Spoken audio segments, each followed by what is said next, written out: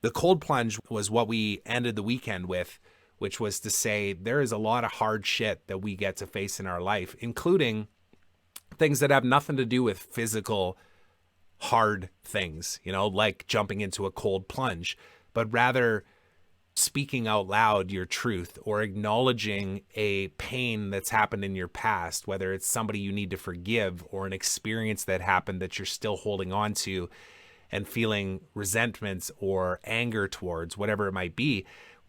Guys don't talk about this stuff. And it's important that we do, because when you do, the person sitting next to you ends up breaking down or saying, that's my story.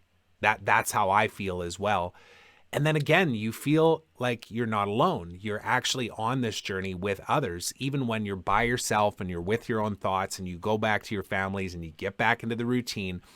We all walked away from that experience on the weekend with the thought of, what am I going to take back into my quote unquote real life? And what version of me gets to show up based on the person that showed up at that retreat, the person that reflected on, what does your perfect life look like? What does your perfect day look like, I should say? Use all the sights and sounds and smells when you describe that even too. Where are you? What does it smell like? Are there birds chirping? Who's next to you? Are you having a coffee in the morning? What are you doing the rest of your day? What does that perfect day look like? And then who do you get to become to make that not a fantasy dream, but a reality, when you make your dreams actually come true?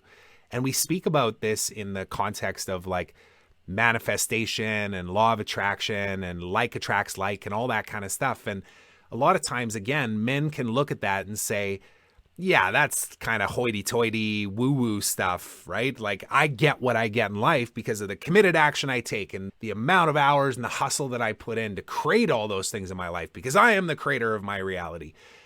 But then eventually you hit a point where you realize that, like, yes, you can muscle your way to wealth. You can muscle your way to impact. You can muscle your way to, getting the family and the wife and the cars and the houses and the trips and all that stuff. But then there's always this empty feeling at the end of it of, is that all there is? Is this it? Like, even when you get to the top, which I've been to the top in many areas of life, many areas of the 12 dimensions of life that I've defined, there was always this empty feeling of, is that it? And then also, what's next? What else can I do? There's got to be more. And that, quite frankly, can be completely draining unless you really surrender to the idea that everything in life is here to serve you, to serve me. And we get to lean into the hard shit because it's going to happen to us no matter what. We're going to experience loss in life. We're going to experience identity loss. We're going to experience the loss of loved ones. It just happens. It's a part of life. And that had me over the last 6 months going down a deep journey as well too, to really look at, like, what does death actually mean? Like, what happens?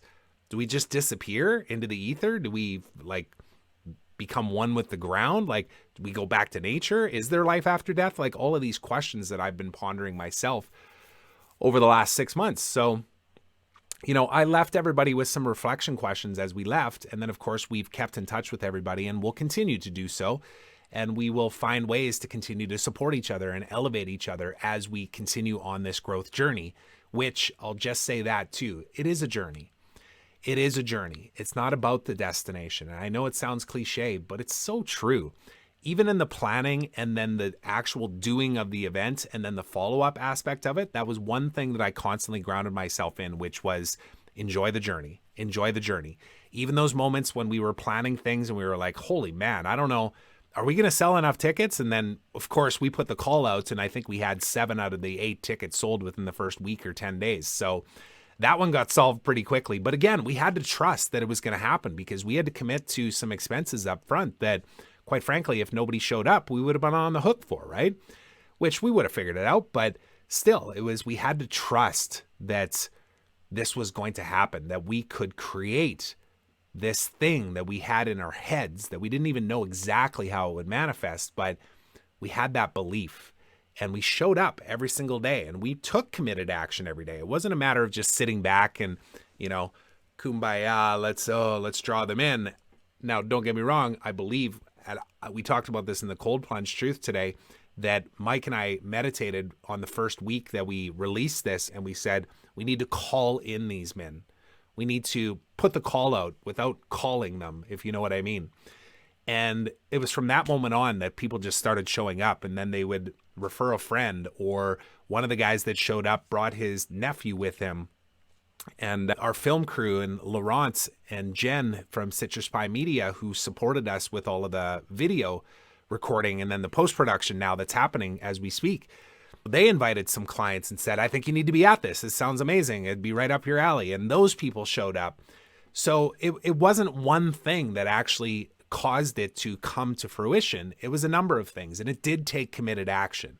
So I'm not here to tell you that you can just meditate your way to your dream life. You still need to show up too, but you also need to slow down to allow those downloads to come, to challenge your beliefs and thoughts of how you're currently living your life and how you could be living your life and actually attain all the things that you desire by really slowing down and recognizing those moments of opportunity where the universe is saying, hey, knock, knock, knock.